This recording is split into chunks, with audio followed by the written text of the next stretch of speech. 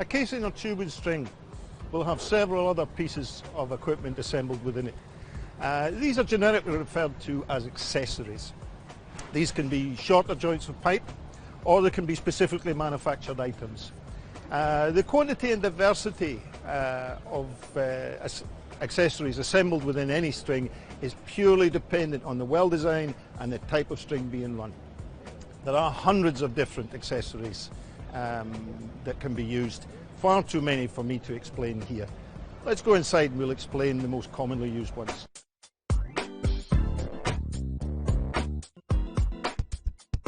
Within any string of pipe that's being run in the hole, or the well as we call it, there are several other different pieces assembled within the string. These can be full-length joints, or they can be shorter or specialised pieces of equipment. Collectively they're called accessories. The quantity and diversity of accessories actually within the string at any given run is purely dependent on the type of string being run and also on the well design. There are hundreds of different accessories, really too many for me to describe here, but some of the most commonly used we'll give a brief explanation of. Pup joints, which are pup joints, shorter pieces of pipe, but a pup joint can be 1 foot long or it can be 22 feet long. It's purely dependent on how long the standard joints of pipe are. But they are shorter, and it determines where the final end joint finishes within the well.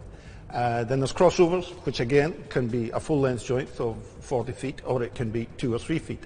Crossovers change the string from one size to another, say 7" to 9 5/8, or from one connection to another within the string.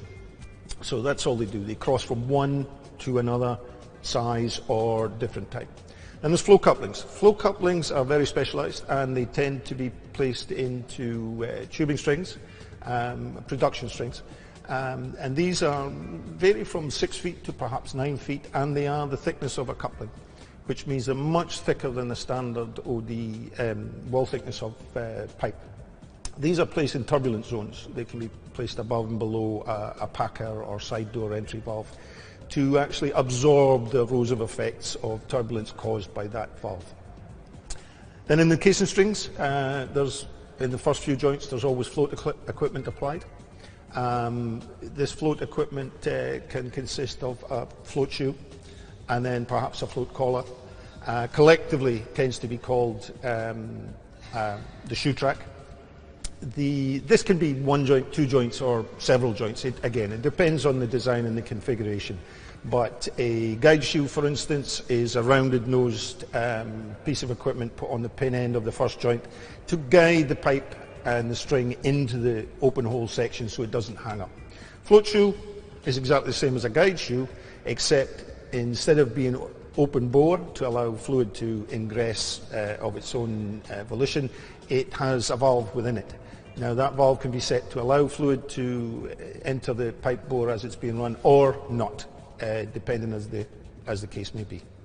Then there's a float collar, which has the same function as a float shoe, but is not bull-nosed, and it tends to be placed 2 or 3 joints further up, but still has a non-return valve in it. And all these things are actually drillable, so once the string's cemented into place, the next section is drilled through that.